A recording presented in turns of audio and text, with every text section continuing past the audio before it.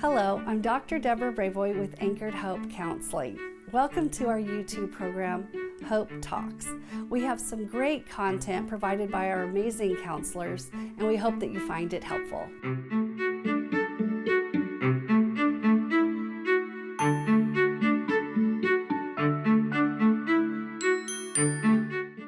Hi, this is Michelle with Anchored Hope, and I'm here with Rebecca. Today we're going to talk about some of the things that we've seen with middle school, high school, junior high age kids. I've worked with kids probably 7 years in like a school-based setting and also outpatient. So I've dealt with a variety of kids being referred for suicide, risk-related behaviors, cutting.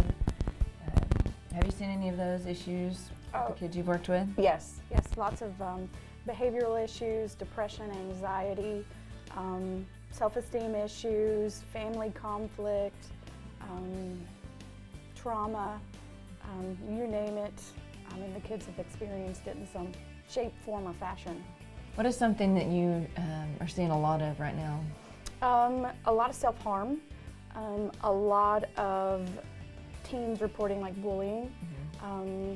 They take the smallest little negative comment or teasing and they translate it to I'm being bullied, and then they go back and they retaliate against people, or they kind of withdraw in and their self-esteem drops and they don't want to interact with people, so they start to isolate more often. And I've had to go back and do some education on what is the difference of like somebody not liking you or being rude versus like bullying, because they'll think that anytime somebody doesn't agree with them, then they automatically think they're being bullied, and trying to kind of go back and just educate on that. Teaching them how to solve their own problems, how to communicate, how to interact with people so they can at least develop healthy relationships, because they don't know how to communicate and interact in a way that gets them what they need. Yeah. Relationships are a big issue with teenagers, and understanding exactly what is a healthy relationship, that making and keeping friends, making the good choices so that you don't end up in trouble. Yeah, they don't like me, so I'm going to go delete them off Facebook or ghost them, or not talk to them on Snapchat. And, there's a lot of problems with the conflict, and I think technology's making it more challenging, more difficult, because they're losing that interaction and the ability to communicate and interact with one another. And they, just to see them at lunch, for example, and they're all lined up on the wall for the ones that aren't going to eat, and they're all like playing on their computers, their phones, and they just don't know how to start conversations. They don't know how to make a friend. Lots of different things. I've seen them misinterpret like cell phones, like text messages a lot, because you can't really see like the emotion or the feeling behind it, and so that, especially with the girls, a lot of drama has gotten started that way, where they'll say something and they take it completely the wrong way, and it just kind of blows up because they don't go back to each other and clarify, hey, what did you mean by this? They just roll with it. No, and it spreads rumors so quickly. I get kids knocking on my door because somebody said this, or they didn't talk to me, they didn't interact with me, and then they're stressed, and I've got to let staff know, hey, here's what's going on, and it's a challenge. You know, an interesting thing that I had some teenagers tell me, you talked earlier about social media,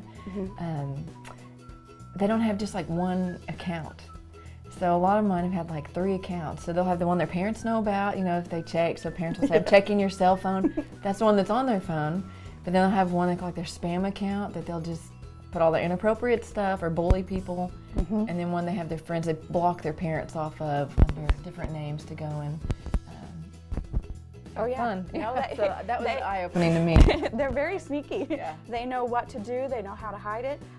Some kids will, I guess, translate, like they'll alter the information that they search on their Chromebooks. So it translates into a different language, and they can still do searches. So Interesting, yeah. it's something I've never even thought of, but I thought, oh gosh, I've had several kiddos say, oh no, they find a way around it. Yeah. And if they're not using theirs, they're using their friends, and it's a challenge. I learn something new from them every day. definitely. Yeah, so we see a lot of kids with suicidal thoughts, depression. I think a lot of it just bases off maybe that self-esteem or some of the bullying issues. So I've had to do quite a few like risk assessments in school just for kids that were having depressive thoughts, suicidal thoughts. They feel lonely. Like it's normal at this age to feel lost, feel like you don't belong, feel like you don't feel included. They don't know who they are, so they're asking the question, who am I? What am I supposed to be doing? Who am I supposed to talk to? They're learning how they dress, how they fit within the junior high world, and if they don't fit the mold, if they don't fit in with the other kids and they don't find their place, then they get depressed or they get anxious and they don't want to come to school, they don't want to interact with people, or they get angry. They start isolating at home, they won't communicate with their parents, and oftentimes they see their parents as the enemy. You know, they're the people on the outside, so we try to find a common denominator. They don't know anything, they're old. Right, they are, and they don't listen. Yeah. Being in a school setting, we look at trends, we look at patterns. There's a lot of, if one year we have a lot of self-harm, well then maybe later in the school year we get a lot of anxiety. And if we get a lot of anxiety, we can have outbursts or panicky type symptoms, so students can't stay in class. Earlier you mentioned kids, they compare themselves a lot to each other, just trying to figure out how to fit in. And so we've talked a lot about like going back to that social media, that's our highlight reel, you know, trying to be like, that is not somebody's life that they put on social media. That is not the real, they only put on there what they want you to see. So you can't compare your whole entire life to just their highlight reel of what's going on, and trying to get them to remember that everybody has issues, nobody's perfect, and just trying to figure out what they want and who they are and how to be okay with who they are, and not having to necessarily fit like a certain mold. And it's difficult because you're fighting their peer groups, you're fighting technology, you're fighting even some of the challenges of managing their schoolwork, the classroom. If they're not confident in the work that they do, they don't feel smart enough to get it done, so they don't try, they give up.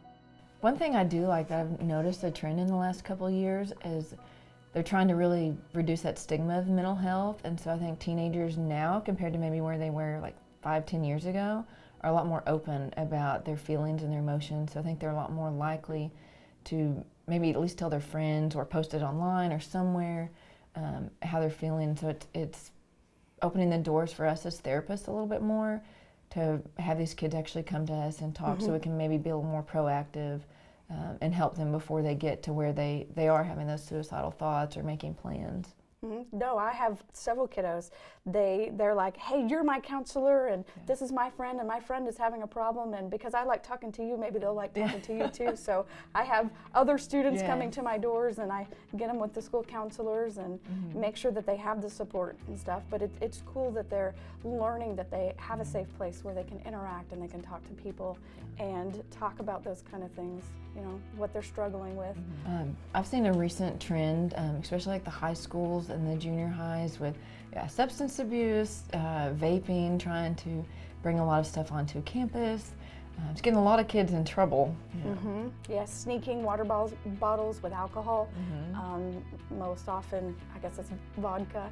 But even some challenges, they'll do like the Juul challenge or the vape challenge, where they try to get the teachers to charge it, thinking that it's a thumb drive and it's funny. So they'll do anything if they think it's gonna gain them like friend credit, peer credit. It's like, hey, I'm cool, check me out, I did this, or I smoked marijuana today. But the winter kids were great because they said we could vape right outside, and they just thought it was our breath because it was cold, and I'm like, oh my gosh. They try to be sneaky, but eventually they get caught.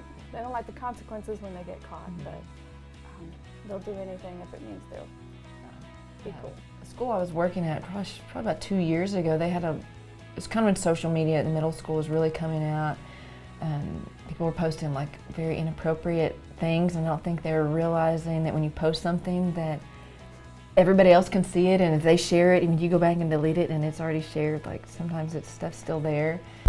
So they just came back and talked about like knowing like your privacy and then dealing with your age of if you share something, the seriousness and the consequences of some of these things that can happen to you.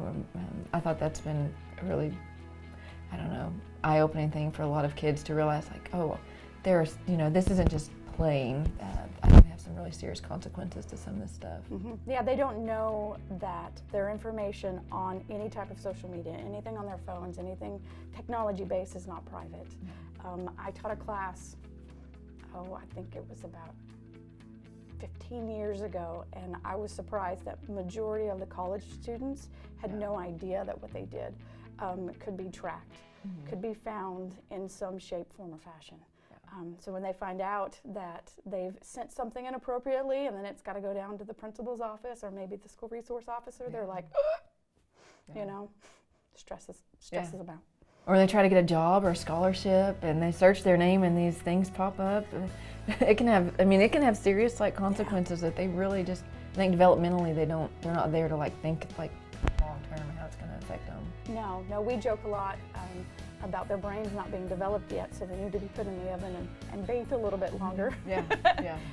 And the kids, they seem to relate to it, you know, they don't take offense, but they're learning. You know, I always joke that they're baby adults, you know, infant adults, and they're struggling, so it's helping their families understand that sometimes they can't think about those consequences, or they may have a problem learning from past mistakes or being able to predict what's going to happen in the future. So it's important for the parents to be patient, to listen, to build that relationship with their teens, so they'll want to come to them. Yeah, no, I agree. You know, we could talk forever about the challenges that they face and what they struggle with day to day, but this just barely scratches the surface of the kinds of things that we might see. So maybe we'll have another talk another day. Yeah, I'm sure we will. Thanks for listening. Thanks. Thank you for watching Hope Talks. We hope this information was beneficial for you. Please be sure to check out our other videos, and if you would please like the video and subscribe to our YouTube channel, we would really appreciate it. Thanks so much and have a blessed day.